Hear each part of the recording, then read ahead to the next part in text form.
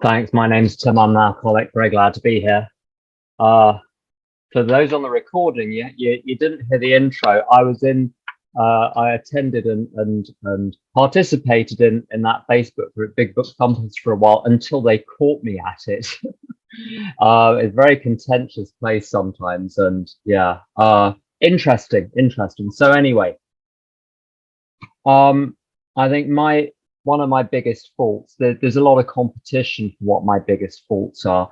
Um, but one of them is overcomplicating the heck out of the program. And I think I spent a lot of my recovery making it more and more and more complicated. And now I'm trying to undo the damage. Today, things look really simple to me. Maybe I'm missing something, but they look really simple. But let's go right back to the beginning.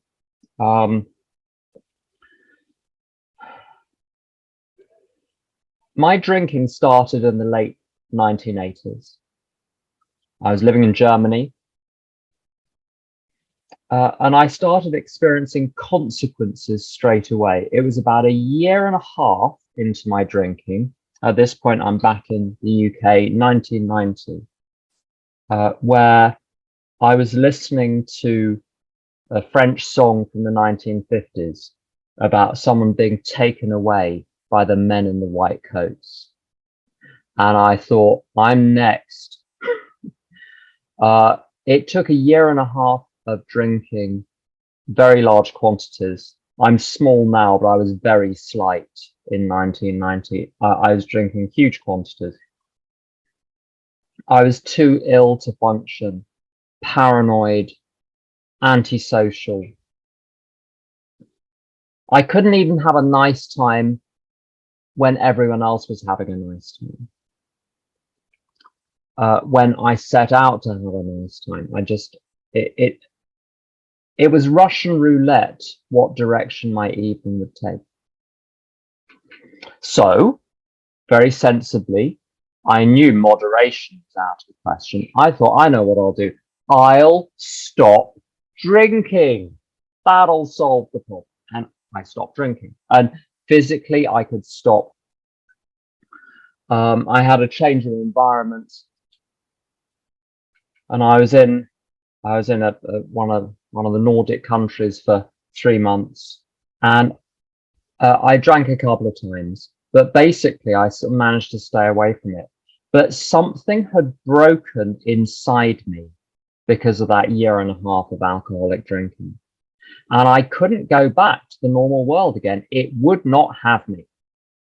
There was a desperate sense that I was on the wrong planet, that I was in the wrong place. There was an itch I couldn't scratch, and the relief when I started drinking.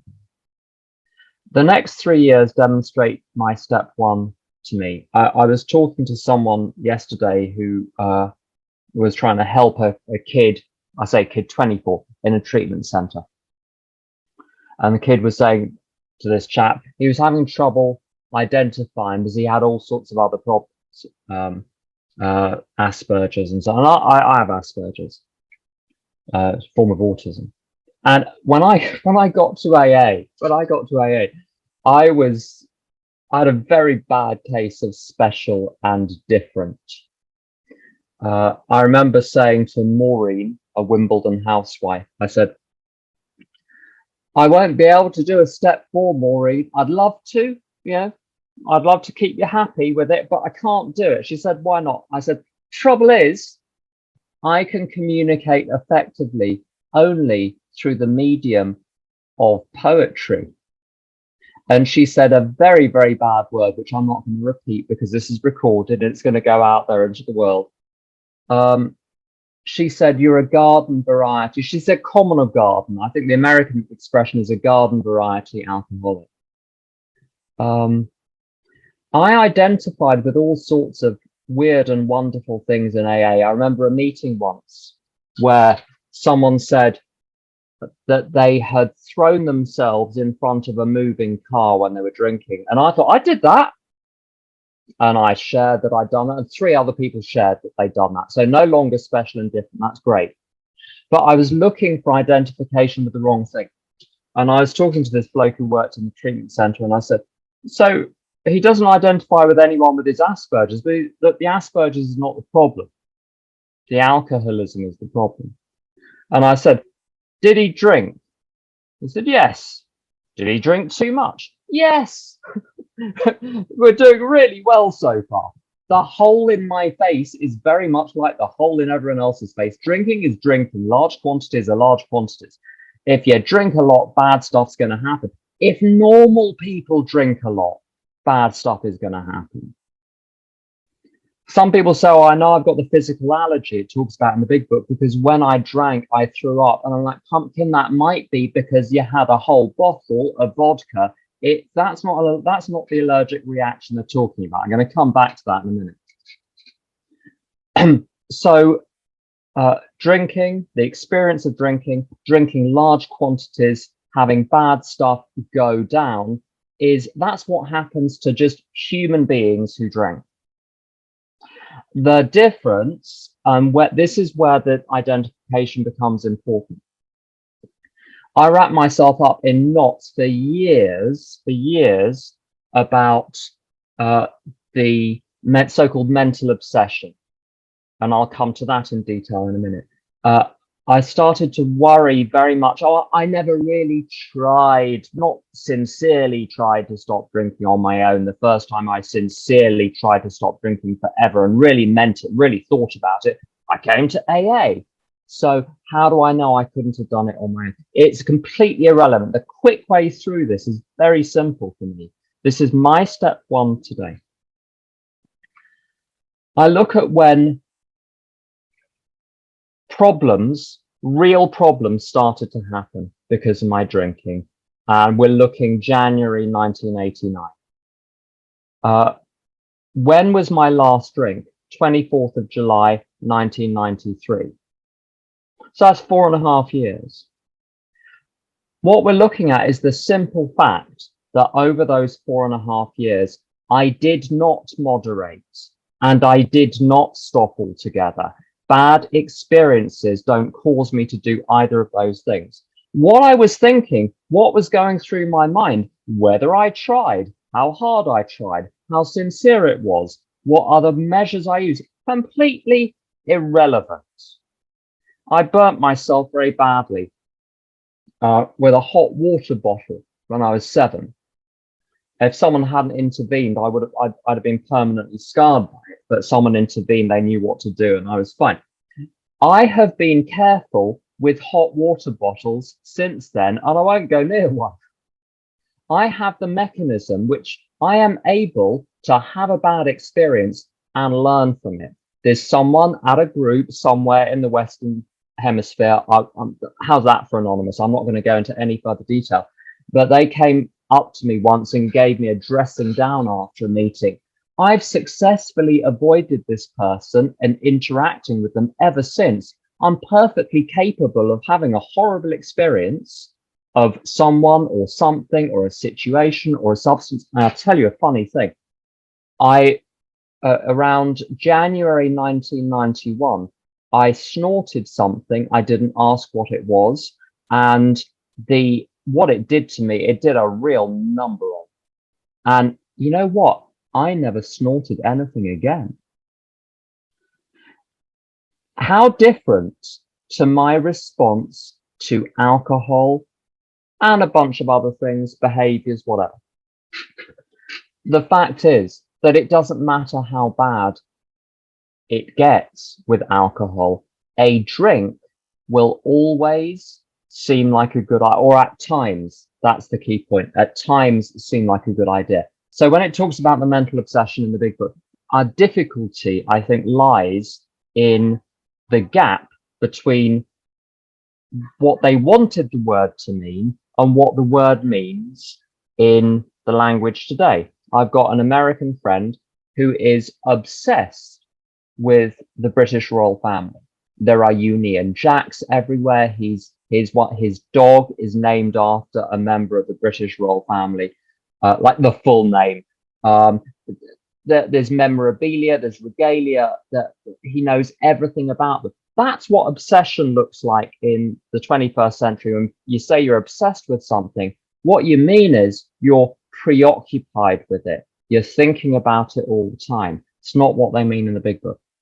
What's fascinating, when you look at Jim's story, page 35, Fred's story, page 39, the thought of a drink came out of the blue. They were not fussing over whether they were going to drink. They weren't nagging themselves with a drink. Perfectly normal day, perfectly normal day, perfectly normal day. Boom, I want a drink. And as soon as the thought comes in, it crowds out all other thoughts and it takes the steering wheel of the bus. And now we're all off to have a drink. So it's a thought which periodically arises and drowns out all others. And I hear a chilling thing in meetings sometimes. I hear people say, well, I'm arguing with everyone at work. I'm depressed. I'm anxious. I'm this, I'm that. But I don't feel like drinking because I know where it would take me. And good luck with that. That's great that today you don't want to drink. It's great that today you know where it's going to take you. I've been in AA meetings because I went to AA for 6 months before I had my last little drink, a little drink which resulted in me being run over, arrested, blah, blah, blah. In that meeting, saying, I'm an alcoholic, I'm really glad to be sober, everything's going great, loving the program, glad to be sober, glad to be here. Walk out, go straight to the pub, get drunk. So the fact that at any moment in time, I don't want to drink because I know where it's going to take me is no guarantee or assurance that that state is going to remain in perpetuity. As someone said in the chat, at certain times, that's the tricky thing. If it was at every moment of every day I'd wanted a drink, I'd know what I was dealing with. It's the randomness and unpredictability and uncertainty of it. I can't tell whether I'm going to drink by asking myself, do I feel like a drink now? Do I think I'm going to have a drink? Those are irrelevant factors in whether or not I'm going to have a drink. I'll explain if you want to do a self-diagnosis of whether you think you're actually going to have a drink. I've got a little test for you later on with 7 questions, but I'll come back to that. So mental obsession is a persistently recurring thought which overrides all others.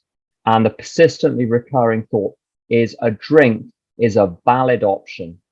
Not even a good idea, a valid option.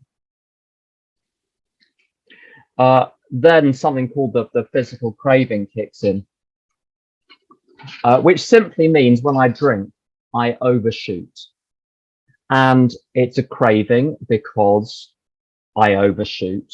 But it's very different. Again, there's a distinction between what it means in the book, which is something which is triggered by the first drink, and what it means in the language generally. My friend James gives the best example of this, of how different it is. He says, when he goes to the cinema all day in advance, he's looking forward to it, thinking, I'm going to get a box of Maltesers. If you're American, or Swedish, that's a little box of round chocolates. Nothing to do with the island of Malta, but called Maltesers.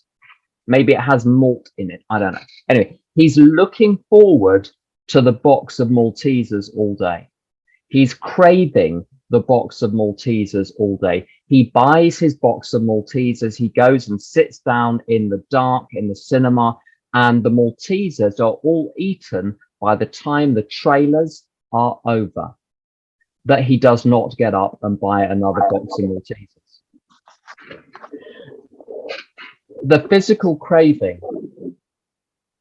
craving is something which is set off by having a drink. Now, how do we know it's a physical craving? Well, we know it's a craving because I keep drinking another one. Why do we call it physical craving? Well, I'll tell you why I subscribe to this theory it talks about in the doctor's opinion. If I'm not doing it because I'm simply compelled to by my physiology, why would I be doing it? Is it because I enjoy the effect? Well, no, because often I did not enjoy the effect. Maybe the first one I enjoyed, maybe the second one, but I don't know about you.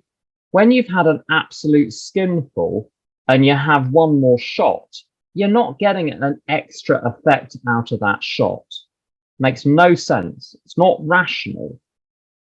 I continued to drink knowing that my mind was taking a darker and darker turn, and I tended to seek out trouble. I would rove around the streets drunk looking for trouble. And I knew that if I carried on drinking, it would happen again. I'd get into a fight, I'd get into a scuffle, I'd have to scarper. So I'm not having the 14th drink or the 27th drink because I'm thinking it through and I've weighed it up and it's in my best interest, so I'm going to do it. Why am I having the 14th, the 27th? It's also not because I'm thick, because I'm not thick. And it's also not because I was psychotic, because I wasn't psychotic. If I'm not powerless, what is it? If it's not this automated process over which I have no mental control, what is it? You know, basically thick, mad, unhappy, or powerless. Pick one. None of those others made sense to me because I drank like that even when I was happy. I can't even blame my emotions.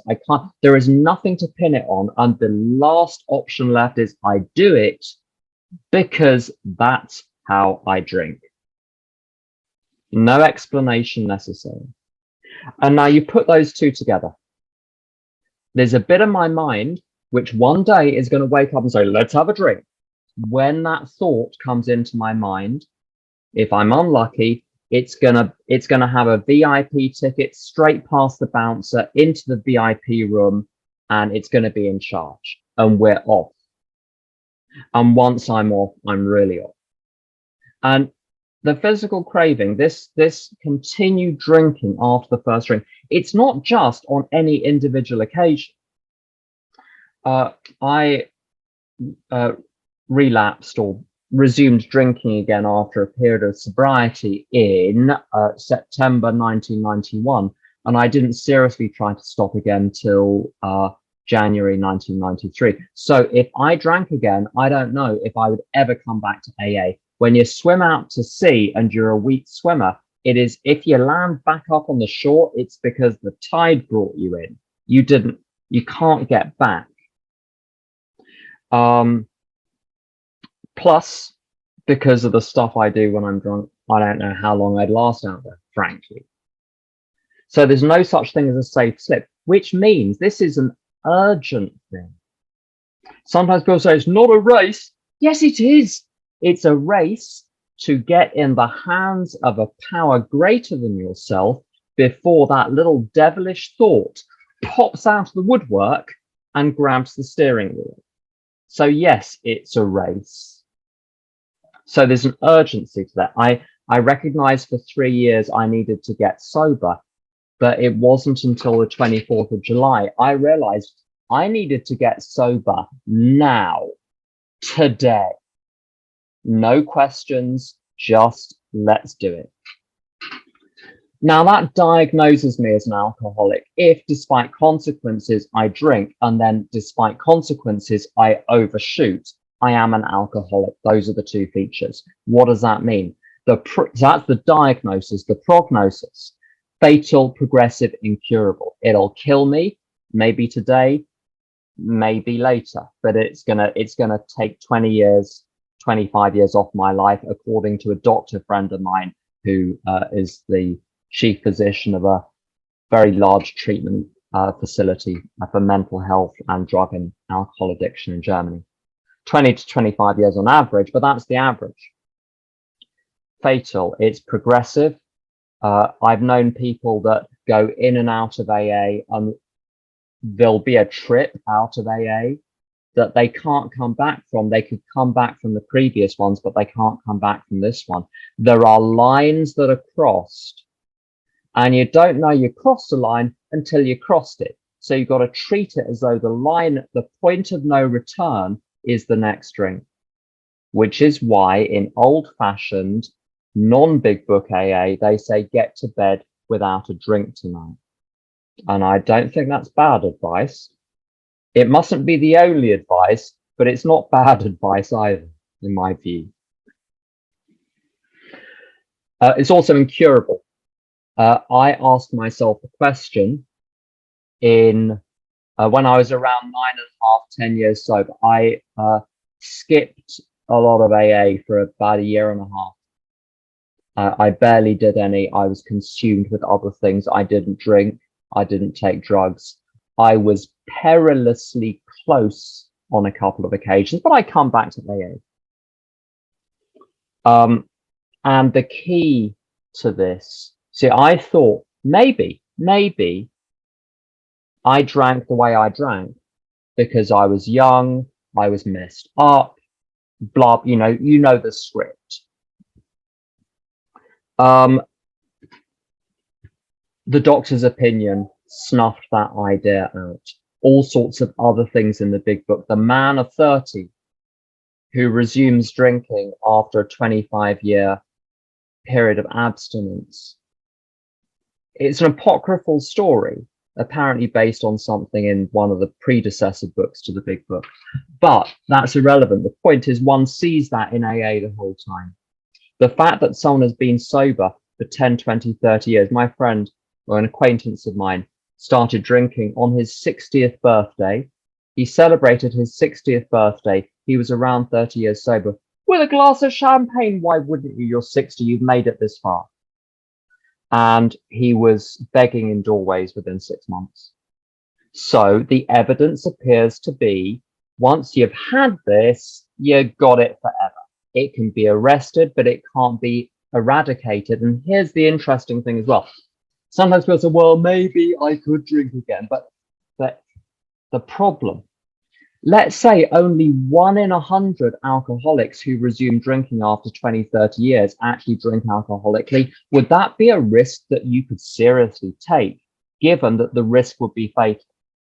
The analogy someone gave me once, if there was an unexploded bomb in your house and someone said there's only a 1 in 100 chance that it's going to go off, would you continue to live there? I wouldn't. So there's always a suspicion around why people are even looking at that question at 10, 20, 30 years sober. Someone said to a friend of mine once, you're getting mighty thirsty there, little missy. And at 9.5 years, I was getting mighty thirsty. That was what was going on. And it manifested as abstract questions trying to wheedle out of it. But back to the topic, fatal, progressive, incurable. Unmanageability. I'm going to touch upon this. This is a contentious topic and people have different views, and that's fine. I'm going to try and put this simply and briefly. The word unmanageability doesn't appear in the big book until it's suddenly presented in step 1 on page 59, and then it doesn't mention it again. And very often meetings I used to go to, they would say that basically unmanageability is like completely setting aside alcohol. Are you neurotic? Are you incompetent? Do you lack life skills? Are you disorganized? Are you a jerk? All of those things. Well, if that's the case, your life is unmanageable. What's so interesting though, when they choose a poster boy for alcoholism on pages 39 to 43, who do they choose? Fred. Is he a typical AA newcomer? I don't think so. He's doing really well. He's got an amazing job. He's got children college age. Everyone loves him. He's delightful. He's charming. He's suave. He's successful. And he has a great day. And yet he drinks. Roland Hazard, page 27. He's seen literally the best psychoanalyst in the world. Jung, well, arguably, certainly top 3. His physical condition and mental condition were great.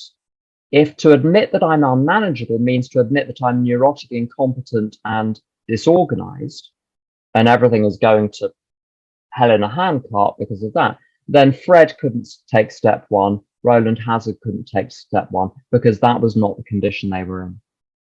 And the penny dropped The reason they don't go into unmanageability, maybe it's because it was so self-evident to them, it didn't occur to them anyone would need it explaining.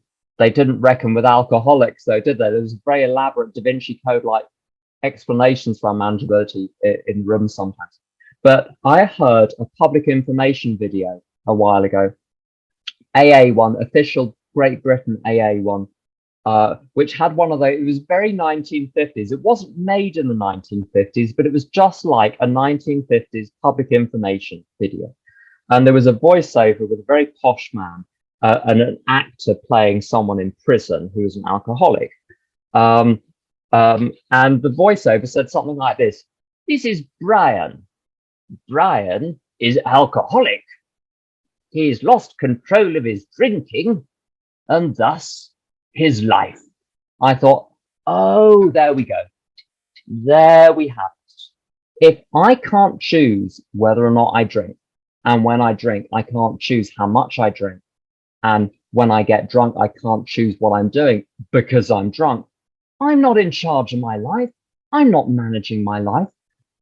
Alcoholism is. Being an alcoholic is like being a doctor on call. You look like you're in charge of your evening until you get texted by the hospital. I saw it happen the other day with someone in a restaurant, surgeon, and she got a text from the hospital. I heard her saying to a friend, "I'm so sorry. I'd love to stay, but I have to go. There's an operation I need to participate in." I look like I'm in charge of my life until alcoholism says, nope, nope, nope, we're off to the pub. We're off to the off license. We're off to the this, we're off to the that. It's in charge. But you don't realize it's in charge because it takes long naps. But when it wakes up, boy, does it wake up. And then once it wakes up, it's in charge. Alcoholism is a lot like dancing with a gorilla. You're not done dancing until the gorilla is done dancing. So unmanageability. All that stuff, by the way, I was neurotic, incompetent, and disorganized, and those were really super reasons why step 3 was a very, very good idea, that God be in charge of my life, not me. But if they weren't there, I would still need to have God in charge of my life. I'll tell you why. If I don't know when the thought of a drink is going to occur to me, if I don't know when it's going to happen, I need protection 24 hours a day. If you don't know when the fire is going to start, you need the fire alarm 24 hours a day. If you don't know when the thief is going to try and steal your car needs to be locked 24 hours a day. So I need a defense 24 hours a day, and the defense cannot come from, you see, alcoholism pulls rank on me. Therefore, I need something to pull rank on alcoholism. And this, by its very nature, is a higher power. It is higher. It is a power because it stops me from drinking. And it is higher because it is higher than alcoholism, and the alcoholism is higher than me. If I'm in the habit of doing what I want to do when I want to do it, when I want to drink, I will drink. So I've got to be in the habit, I've got to be militarily trained to not do what I want to do. I've got to have a program. And they didn't talk a lot about God in my first year. It's London. No one believes in God in London. A few people do now. But it's not America. It's a very different place. Most people are atheist and haughty about it and certain. Even those who believe, I mean, the Church of England isn't very gaudy. There was a sketch in the 1980s where there was an interview with a Church of England vicar, and this was a comedy sketch. And someone asked the Church of England vicar or bishop about God, and he says, "Well, in the Church of England, God is mentioned," and that's about as far as it goes. It's very different than the televangelists or other. It's not like Joyce Meyer. Let's put it like that. So anyway, My first year, my first year in AA in London was not about turning my will and life over to a power greater than myself in the form of some deity. It was do as you're told. I think my sponsor said, uh, if you drink again, you're going to be going to meetings in a wheelchair. I said, why? He said, because I'll break both your legs. It was no good telling me, oh, we love you. We're going to love you till you can learn to love yourself. I'm very much at the Chuck C school. I wouldn't have taken myself with a large dowry. So if you loved me, I thought you were a fool, a first class 19-carat gold fool. But if you could show you cared in that way, somehow that got through to me. It was a very clever way of getting through to me. But the point is, what I was taught was just have a daily program. You go to your meeting every day. You do service at the meeting. You go for fellowship after the meeting. Here are the things you do in the morning. Here are the things you do in the evening. And yes, you pray to God, blah, blah, blah. But I could not see God. I could not feel God because I hadn't yet had a spiritual awakening. Some people get flashes. I got the occasional flash, but I needed something all day long. And the thing that I had all day long was the daily plan of action. They said, life is what you do in between meetings. All I had to do was get to the next meeting and then follow the instructions. I had a sponsor. I worked the steps very quickly. I made a whole bunch of amends in the first year with the ones I couldn't find. It was a shoddy 8 or 9. I have to say, looking back, I wouldn't give tuppence for how I did it, but it was sincere. And I wrote letters to people I couldn't find, put the name on an envelope, put a stamp on the envelope, no address, posted it. Thought, I don't know where it's going to go, but that's the closest I can get. And I stayed sober. Now, long story short, let's go forward to, I was about 15 years sober and things weren't terrible by any means. I think lots of things were wonderful. I was in a very good relationship. I was in a good job. I enjoyed that. I was happy in the relationship. I was happy in the job. But there were areas of my life, there was acting out, which was unseemly. I'm not going to go into detail. You can let your imagination run riot. We've all got a list. There was acting out in all sorts of ways. I had an unresolved relationship with my mother. So pretty major. There were other things, there were other behaviors which I was seriously uncomfortable with, but could do nothing about.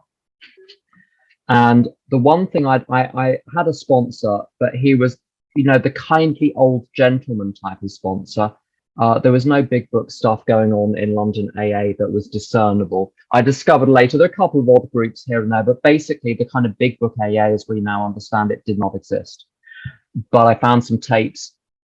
Long story short, listened to the tapes, wrote down what they said, did exactly what they said, went through the big book from soup to nuts, doing exactly, following the instructions exactly like I was too stupid to interpret them.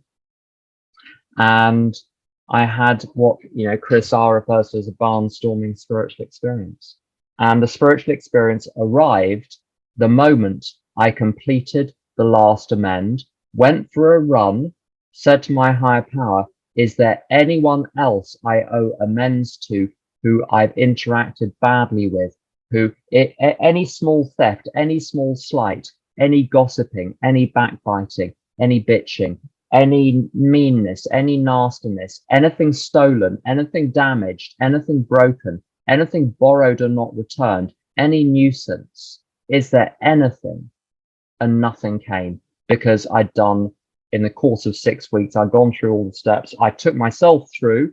I did a step 5 with a couple of old timers. I ran through some tricky step 8s with a couple of old timers.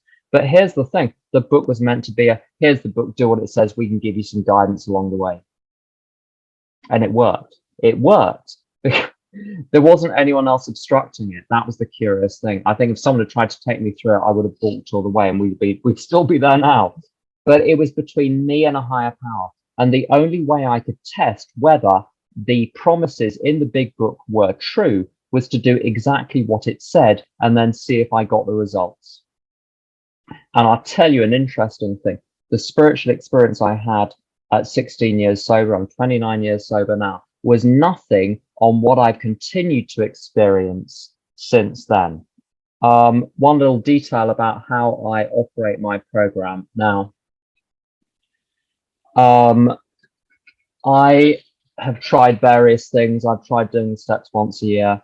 I've tried waiting till things are really bad before redoing the steps. I've tried all sorts of things. What I've landed on after a lot of trial and experimentation, and it's currently working for me and has been working for me for some time very well, is to go through the first 9 steps once a quarter. It takes a few hours because I did one only 3 months ago. There's a limit to how much can build up in 3 months.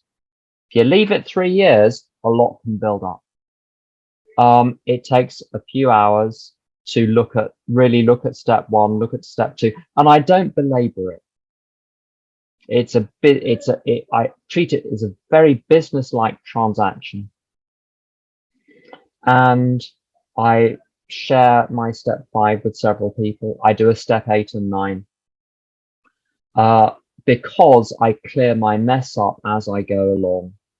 It's certainly the last few. There haven't been any formal amends that have had to be made because I hate there being tension between me and anyone else. I cannot stand unfinished business. I'm very intolerant of unfinished business in myself. But I have 16 names with adjusted behaviors that need to be implemented. Now, the funny thing is, none of the information in that list, that step 8 and 9 list, is news. Not one word in terms of the fault of mine and the corrective measure. But there is something about formally going through those first 9 steps, in particular, the sharing the step 5, my whole self, I share my whole self in the round with someone else, releases power in a way that nothing else does.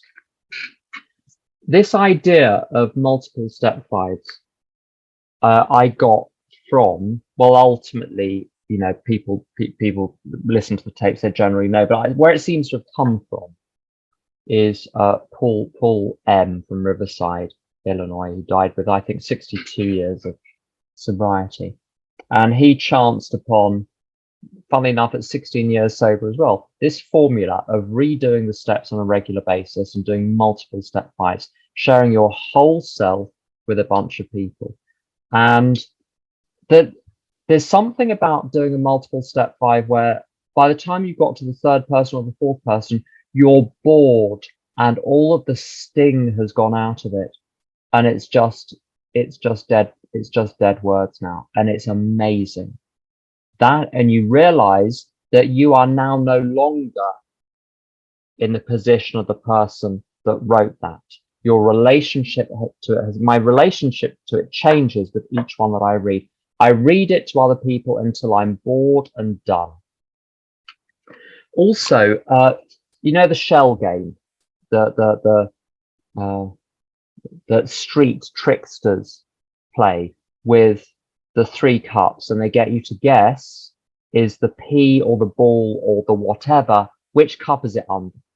Whichever cup you guess, they lift it up and they go, ta-da, there's no pea under it, and you lose. The ego, in my view, what is my ego? Let's define it. My ego is the belief that I'm this separate being running around the world in a human body, subject only to human forces, doomed to die, with a particular ethnicity, social background, identity, sexual orientation, gender, all of those things. That's my ego. My ego's story is that I don't want to be one with everyone. I do not want to be part of the universe. I want to be special. I don't want to merge into the choir and just be one voice amongst many. I don't want to be a dot of light in a field of light. I want to be the soloist. I want to be in the spotlight whilst everyone else is in the dark. And for technical reasons I won't go into, this is associated with a ton of guilt. Competition with other people in my experience. And because that's what the ego is about. It's grasping for something where I win, someone else has to lose. If everyone gets the prize is not worth anything. The prize is only worth something if I'm the one that gets it and you're the one that doesn't. C.S. Lewis talks about this in his essay, The Great Sin of Pride, where he talks about, it's a little bit old-fashioned language, but it says, the reason you want the girl is not because you want the girl, it's because you want to get the girl so the other bloke doesn't get the girl. This is ego. And what the ego loves to do is to keep me trapped in that idea. What it's terrified that I'm going to do is to reunite with the higher power, realize the whole charade is over, and I don't need to run after anything in the world. There is nothing left to fix. And the ego's chief mechanism is guilt, to keep me here, because if I'm guilty, I'm too scared to go back to God. And this is where the step 5, my experience, and the step 9 are so important.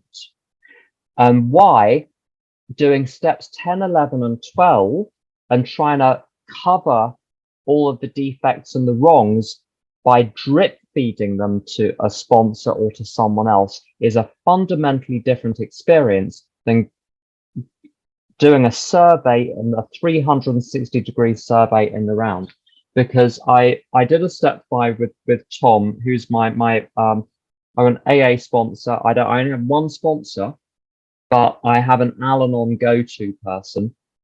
And lots of the stuff, I've been in Al-Anon on and off since 1995. I have an Al-Anon go-to person called Tom, who's been sober in AA since 76 and in Al-Anon since I think 78.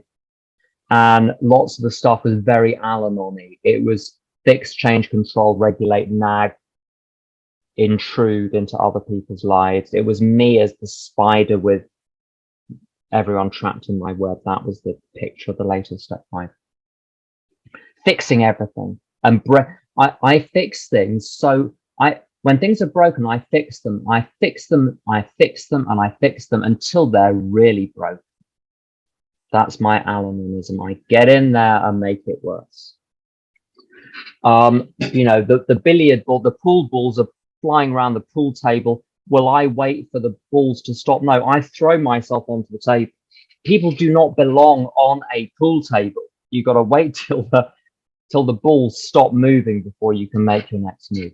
But back to the point. The point is I shared the exact nature of my wrongs with him, the exact nature of the wrongs of my current manifestation in the world. And I got to it. He said, is there anything else? And I said, no. And it was very clear. This was just over the phone. He's in Oakland or something. I wasn't even face to face. But there's something you hear in a voice. I thought, I'm fine. I'm loved. I'm good. In all senses. And the ego has no further cards to play.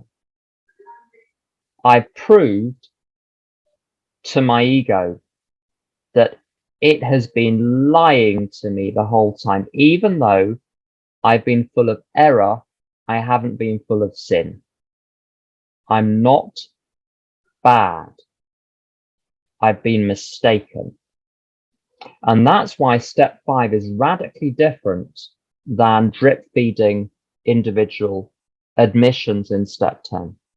Because when I'm admitting one thing to you, behind my back is all of the other past and future things. I'm just giving you a snapshot, just one slice. And my ego is saying at the same time, yeah, but what about everything else? If I say everything in one go, the ego has nothing left to hold on to, and I can go back to God without fear because the guilt is gone. Same with steps 8 and 9. As soon as Don P talks about getting free in step 8, not in step 9, and I understand that. It's when I make the decision, I will do anything to set these things right. Change, in my case, in my behavior, in my personality, my character, in my beliefs, my attitudes, my values has been very, very slow. Tom said to me a couple of days ago,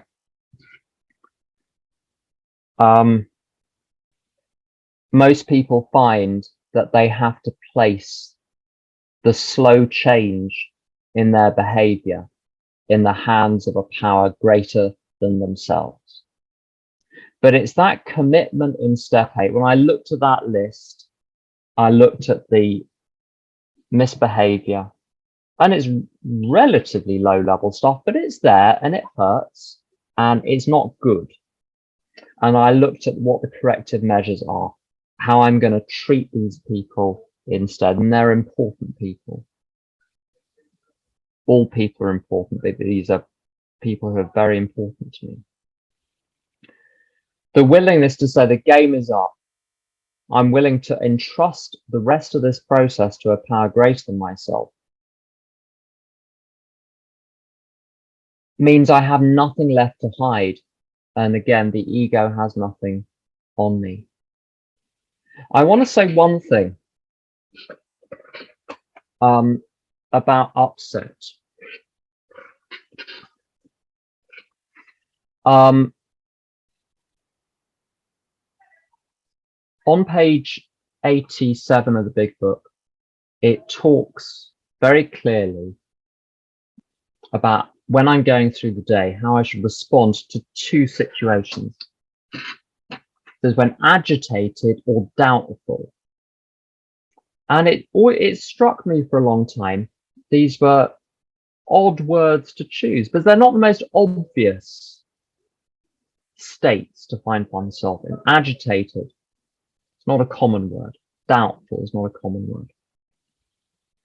But it struck me after a while that they cover all forms of human disturbance. In other words, I'm either not at peace because there's something out there or inside, but I'm not at peace, or I've got a decision to make and I don't know what to do. Those are either something has bothered me, it has bothered me, or I don't know what to do. So it's really a troubleshooter for any situation a human being can find themselves in. It's very interesting. Then it gives me a very straightforward answer, which is to ask for the right thought or action. To remind myself I'm no longer running the show, and to humbly say to myself, say to God many times each day, thy will be done. But what I want to zone in on is the upset, the agitation. Whenever I'm upset, I've fallen back into the illusion that my emotions are caused by something outside of myself.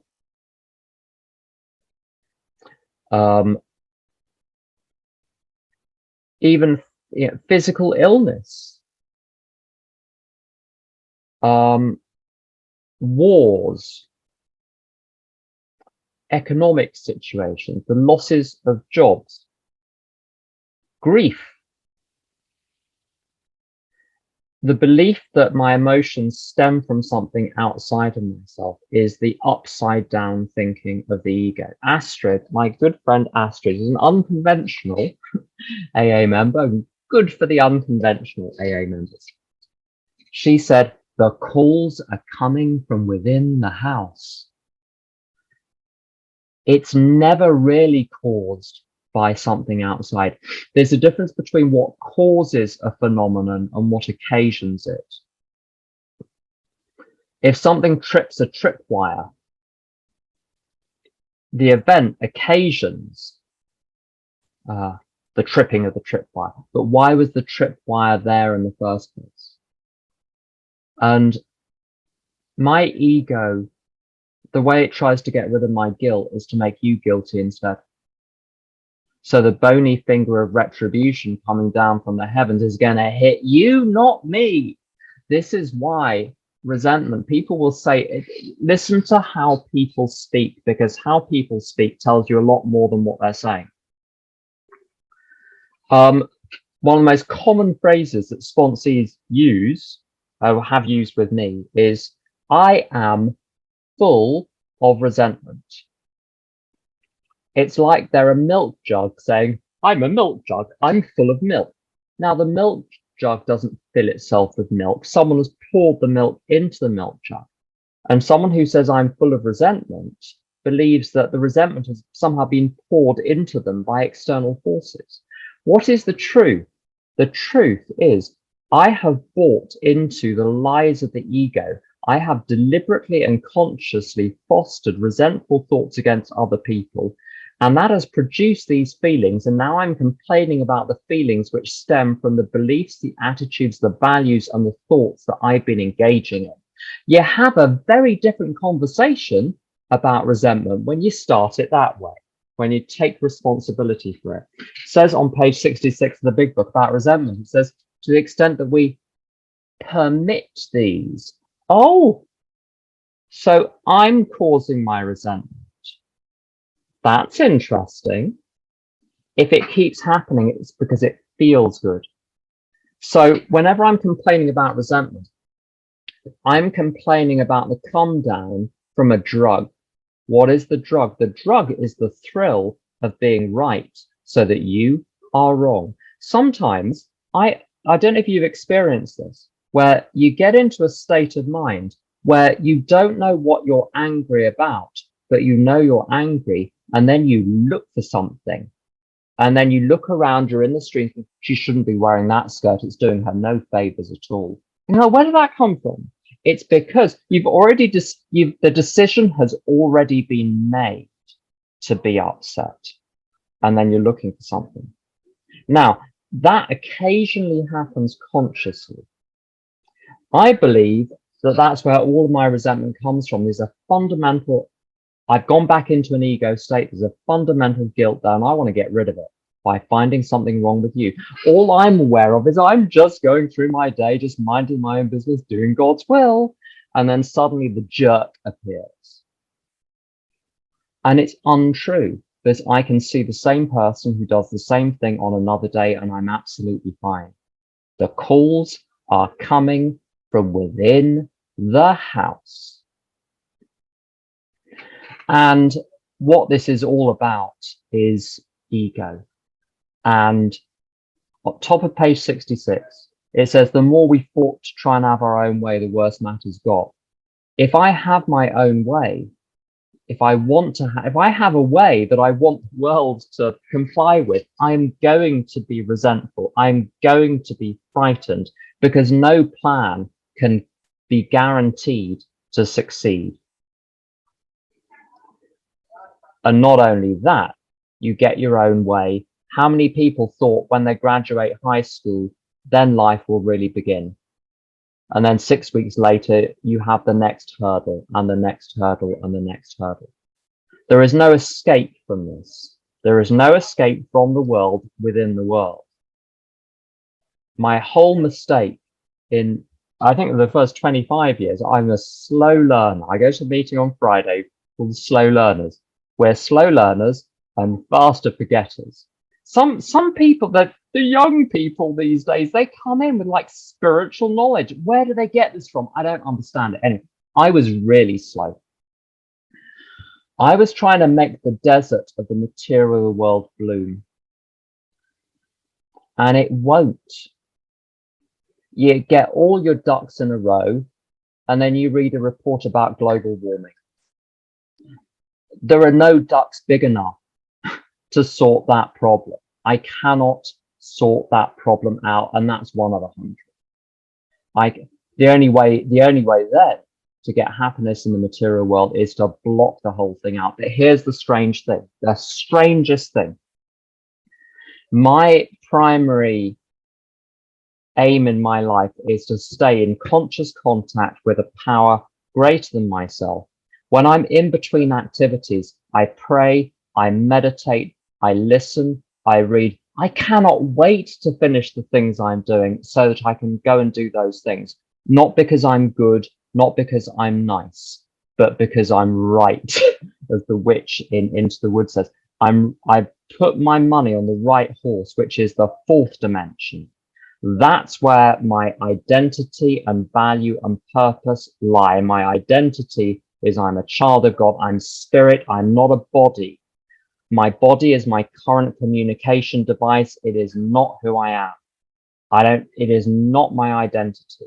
It has characteristics, but it is not who I am. My value is that I'm of infinite value just because I exist. My purpose is to wake up, not fall asleep again, and help other people wake up. I want to stay in the fourth dimension. However, big book, head in the clouds with God, feet on earth with my fellows, because that's where my work is. And the strange thing is, the material world, which seemed so doomed, when my identity, value, and purpose lie in the higher realms, which are the real reality.